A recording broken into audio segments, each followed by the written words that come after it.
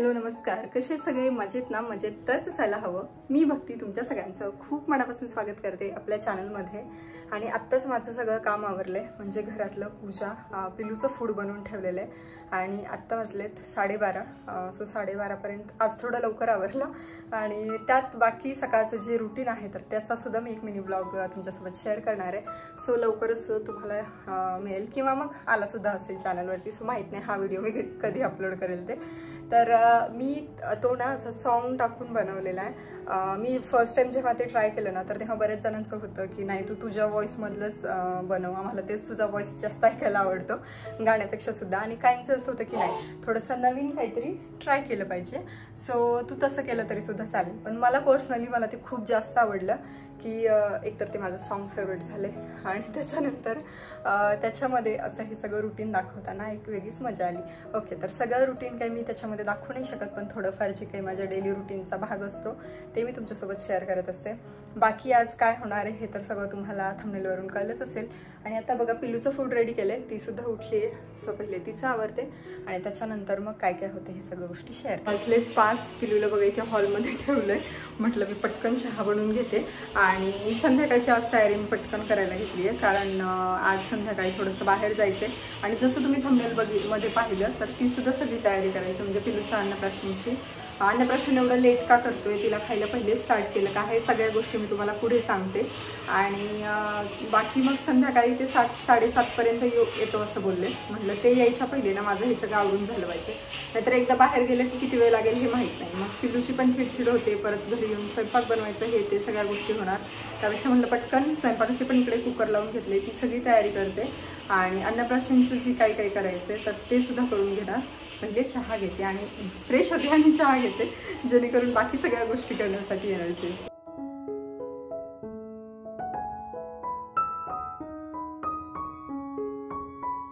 तर आता घरी जर काही कार्यक्रम असेल ना आणि त्याच्यासाठी आपण डेकोरेशनच्या किती जरी गोष्टी केल्या ना तर त्या कमीच पडतात.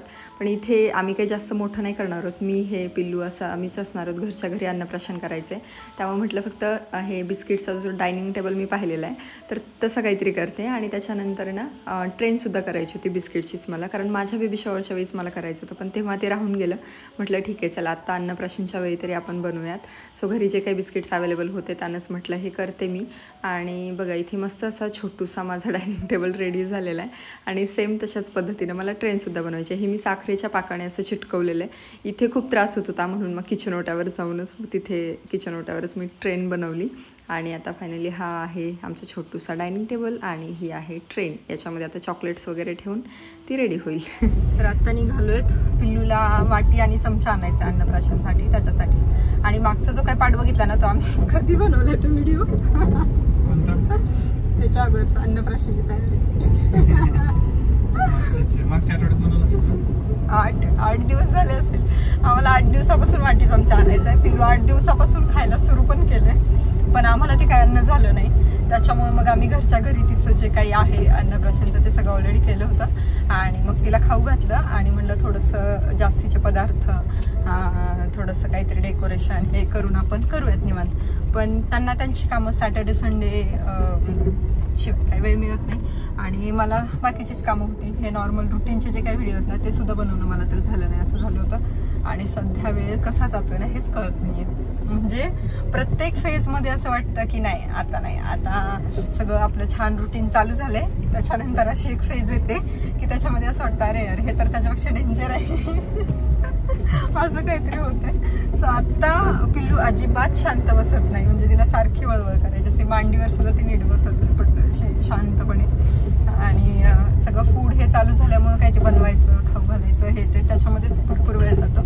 तर म्हटलं ठीक आहे घरच्या घरी केलं, कारण महत्त्वाचं म्हणजे तिनं सगळं फूड एन्जॉय करणं महत्त्वाचं आहे. त्याच्यामुळे म्हटलं आपण जे काही थोडंसं डेकोरेशन हे करायचं तर ते आपण नंतर निवांत करूयात. म्हणजे एक फॉर्मॅलिटी आणि ते बाकी मी म्हणते ना गोष्टी लक्षात राहाव्यात ते त्याच्यासाठी. कारण काय होतं आमचं पण, तुमचं कधी अन्नप्राशन झालंय म्हणजे सांगितलं असेल ना आमचा पहिला बर्थडे केला का नाही, अन्नप्राशन केलं का नाही, कुठं काय केलं का, असं केलं असेल. फोटोज नाहीत पण माझे बर्थडेचे फोटो आहेत, पण अन्नप्राशन वगैरे तेव्हा असं नव्हतं एवढं होतं. अन्नप्राशन वगैरे अशा प्रथा होत्या, पण त्याला असं सार्वजनिक काय म्हणते त्याला, सगळ्यांना बोलून हे नाही का असं घरच्या घरी बोलवून हे असं नव्हतं करत असं. आमच्या इथे तर मला नाही वाटत केले म्हणून, कारण त्या फोटोज बाकीचे सगळे आहेत ते नाही आहेत, म्हणजे अन्नप्राशन मात्र फोटोज काढणं सुद्धा एवढं जास्त महाग होतं तेव्हा सगळ्याच गोष्टी वेगळ्या होत्या तेव्हाच, आणि आत्ताचं खरं तर कम्पॅरिझनच होऊ शकत नाही. चला चला चला चला चला चला चला चला चला चला चला चला.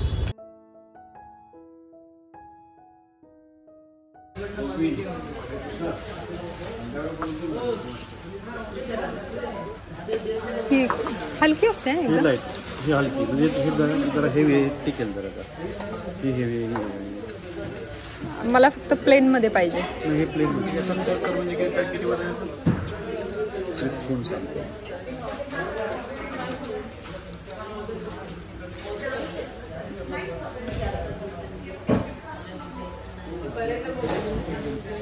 ते खूप मोठं होईल ना. हे अशामध्ये बघू, प्लेन जेवढं असेल मला तेवढंच दाखवा. म्हणजे काय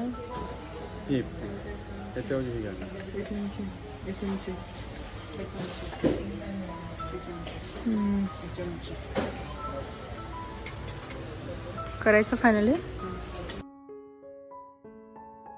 आलोय घरी आणि आता एक गोष्ट दाखवते, 8 दिवसामध्ये काय झाले दाखवते. तर मी एवढी सगळी मेहनत केली आणि त्या मेहनतीचं इंजिन कुठे तर गेलं, डबे उलटे पालते आणि सोफ्याच्या सगळ्या खुर्च्या अशा एकावर एक पडल्यात. त्या दिवशी माहित नाही किती संपवले चॉकलेट. दोनच संपवले ना. हा, आणि हे बघा काय झालंय. आणि तुम्हाला दाखवण्यासाठी ठेवलंय बरं का मी. नाहीतर ह्याची मी काहीतरी वाट लावणार होते, पण म्हणलं दाखव जरा कसं झालंय काय झालंय, एवढी सगळी मेहनत केलेलंच. मग आता मी अजिबात करत बसणार नाही, कारण आता माझ्याकडे वेळ पण नाहीये, त्याच्यामध्ये खूप जास्त वेळ जातो. आणि फेविकॉलने चिटकवलं तर होईल का, पण हे बिस्किट नाही जमणार, कारण हे पावसामुळे पूर्ण असे लूज पडले.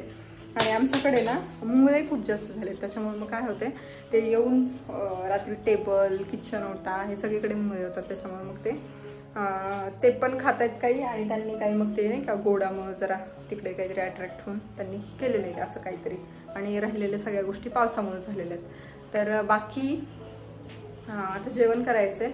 मुंगळ्यासाठी जर काही उपाय असेल तर सांगा, कारण होतं काय, फिकूचं जे फूड असतं ना तर ते खाली पडतं आणि त्याच्यानंतर मग त्याच्यावर येऊन ते ताव मारतात सगळ्या फूडवर. हे चला आता जेवण करू आणि भेटू नंतर. आता जेवण हे झाले आणि इथे मी तिळाचे लाडू करते, छोटे छोटे ठीक आहेत ना, म्हणजे त्या द्रोण मध्ये निदान 4-5 तरी बसावे. मला पण खायला थोडीशी सोपे जातात. आणि त्याच्यानंतर ना इथे थोडेसे चुरमुरे पण घेतले. चुरमुऱ्याचे लाडू मी कधी करून नाही बघितले, पण म्हटलं ट्राय करते पहिल्यांदा. शेंगदाण्याची चिक्की करते आणि शेंगदाण्याचं जे कूट असतं ना त्याची पण चिक्की करते. आणि बाकी मला हे करायचं होतं, नानकटाई करायची, पण मला हे बोलता उद्या सकाळी करण्यात, आता जर केली तर ती सगळी साधारण होईल. त्या दिवशी मी ट्राय केली होती घरी, एकदम मस्त झाली होती. मस्त म्हणजे बरोबर ते पिझ्झाचा पचका झाल्यानंतर ना मी बरोबर 6 नानकटाई बनवल्या होत्या. म्हणजे नाना होते तेव्हा, नानांना 2, मला 2 आणि यांना 2, असं जास्त ट्रायच नाही केलं, कारण कसं बाकी गोष्टी थोड्याशा वेस्ट गेल्या तर एक वेळ ठीक आहे, पण तूप एवढ्या ह्याचं महाग हे आणि असं वाटतं नको, त्याच्यामुळे पटपट बनवून घेते आणि त्याच्यानंतर बोलते मग तुम्हाला.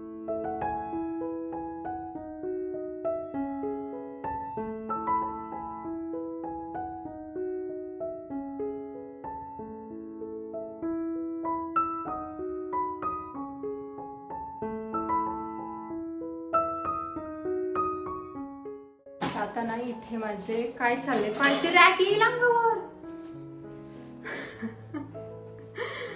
आमच्याकडे ना आता कॅमेरा पकडण्यासाठी कोण नाहीये, कारण हे मनूला घेऊन बसलेत आणि ते अजिबात शांत बसत नाही. मागाशीच म्हटलं, इथे बघा माझे जे मुरमुरेचे लाडू आहेत ना, चुरमुरे, ते मस्त झालेत. मी फर्स्ट टाइम ट्राय केले, पण काय नाही, शेंगदाण्याची चिक्की सारखं मिक्सर केलं आणि ट्राय करून बघितले. इथे तिळाचे छोटे छोटे लाडू केले आणि इथे पोळपाटावर चिक्की सुद्धा आहे बघा. तर आता ती थोडीशी कडक होऊ देते म्हटलं आणि त्याच्यानंतर मग काढते. आणि बाकी कुटाची मला एक चिक्की बनवायची होती, शेंगदाण्याची वेगळी आणि शेंगदाण्याचं कूट जे असतं ना त्याची वेगळी.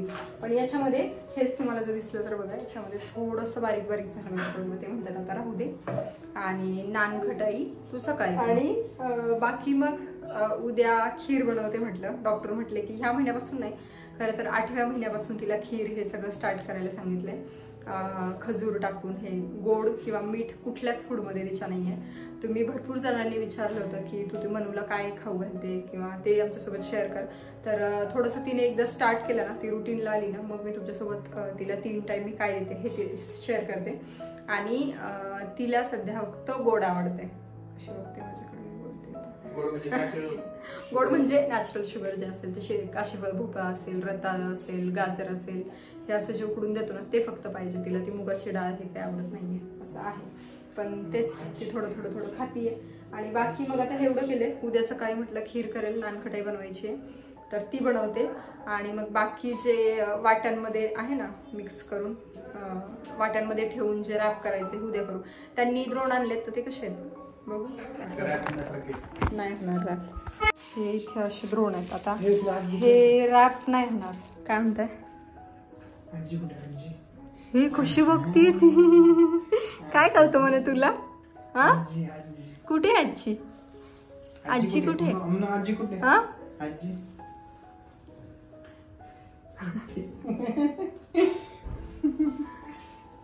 मनाची आजी असती तर मनाला मला सांभाळायचं टेन्शनच नव्हतं. हा मी माझं घरातलं काम आणि हे काम करत बसले असते फक्त. होय ढमा? ए धमू ती किती एकटक बघतीये.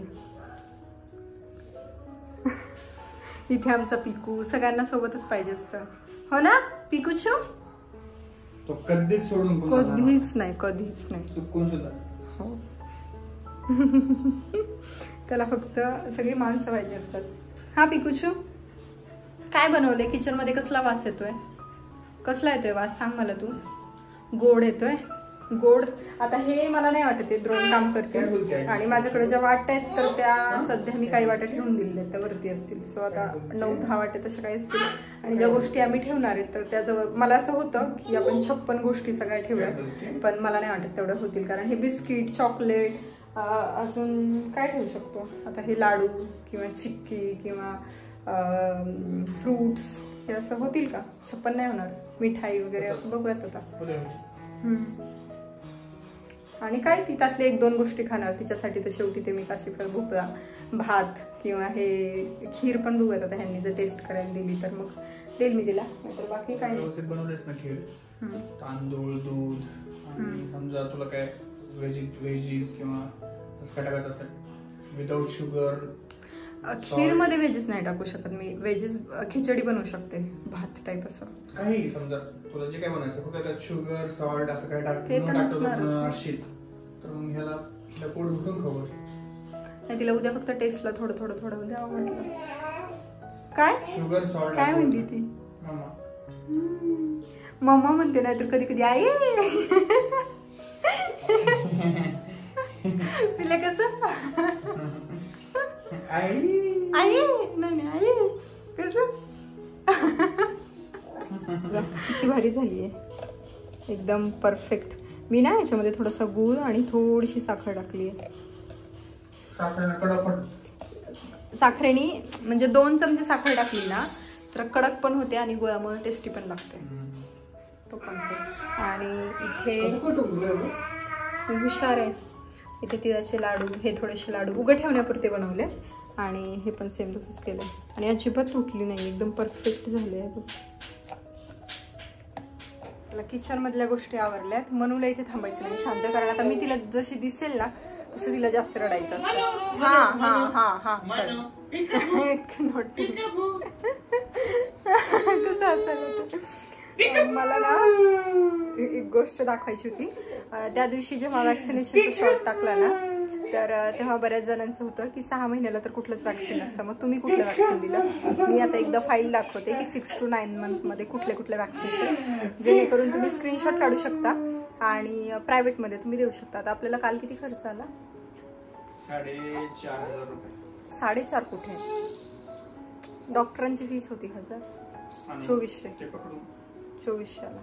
2500 रुपये वॅक्सिनेशन आणि 1000 रुपये डॉक्टर. अच्छा. तर 2500 रुपये खर्च आला तर तिथं प्रायव्हेटमध्ये तुम्ही देऊ शकता. आता डॉक्टरांची फीस चेंज होते, पण 3500 ना. आता ते आपल्या डॉक्टरांची फीस आहे 1000 म्हणून ठीक आहे. बाकीच्यांची 200 असू शकते, 500 असू शकते.